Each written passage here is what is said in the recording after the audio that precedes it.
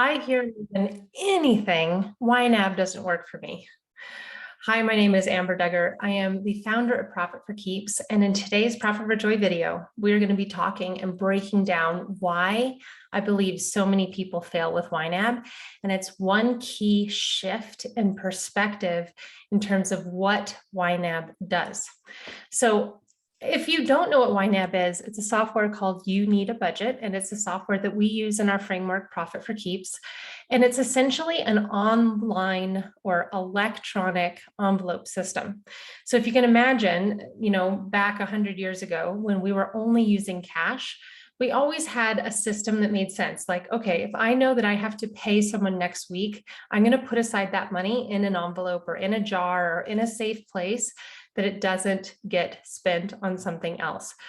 And so YNAB has been able to allow us to use modern technology with our online banking systems and our online credit cards and all these things that are not cash, and still think of our cash in that tangible way. So why so many people are failing with YNAB, I believe, stems from not seeing the software for what it truly is meant to do.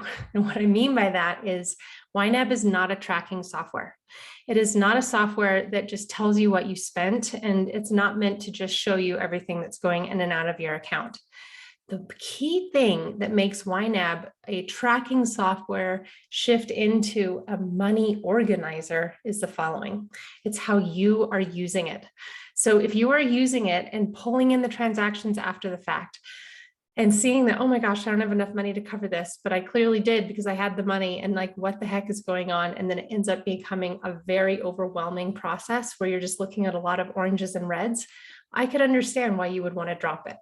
But what it happens with YNAB when you use it as an organizational tool is it's saying, you know what, this is a priority to me. I'm going to spend 5 to 10 minutes every morning doing a quick reconciliation so I can see exactly what money I have available to me today.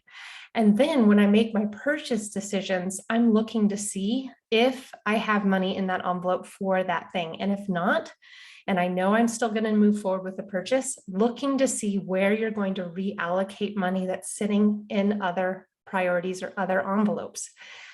That is the key shift. And when you start honoring what is in your envelopes, and you start honoring the fact that you're going to look at this every morning and you're going to say, you know what? I know what I focus on grows. And I know if I focus on my money each and every morning and respect it and consider it just a beautiful, valuable resource that's not good, that's not bad, but it's simply a resource.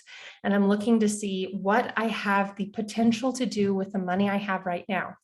Now, this goes for anyone that's using it for both personal or for business. Now, we have a whole bunch of other things that go into this, right?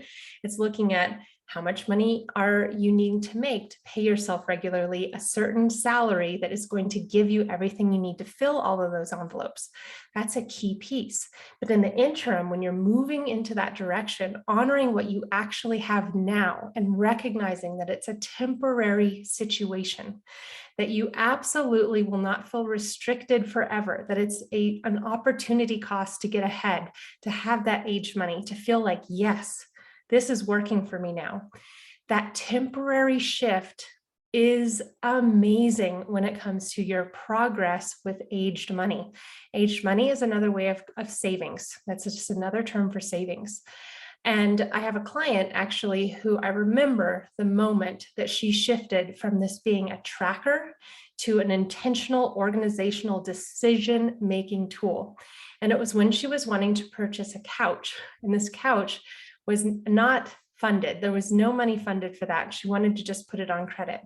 And I said, just imagine for a moment, if you have all the money sitting there, do you feel that there would be any shift in how you feel about that exchange, about purchasing that sofa?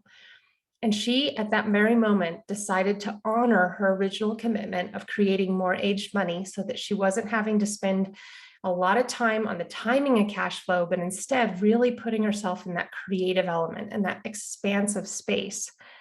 A year later, she was purchasing that sofa in cash with aged money in the bank. And it was the most incredible thing. And she had just purchased it. And that's when we ended up having a conversation. And it was so fun to see that full circle moment. So if you're sitting there going, man, YNAB was great, but it just doesn't work for me, I want you to just ask yourself if that statement is true. And if you still have concern about it not working for you, I'd love for you to put that in the comments so that I can help you navigate to see if that's something that is really happening or if there's a shift in the way you're thinking about it. My name is Amber Duggar, founder of Profit for Keeps. And if you are new here, welcome. Thank you so much for being here. I highly recommend that you subscribe to this channel as we send out weekly content that really is focusing on healing your relationship with money, putting in more practical systems so that you can feel really confident in how your business is growing in a sustainable and profitable way. Because at the end of the day, what we're really looking to do is enjoy our life, and a life that is fueled by the revenue from our business, and that it's fueled by the dreams that you want to create. You have profit for joy. I would highly recommend, if you're new here, to also consider joining our waitlist. We have a VIP waitlist for our upcoming challenge that's happening in December. And in the interim, you'll also be able to come into our community where you will be supported with a specific person that's going to be assigned to you. So this is not just like a big group with feeling like it's a big sinking hole. Like, we truly do honor and value every single member inside our community.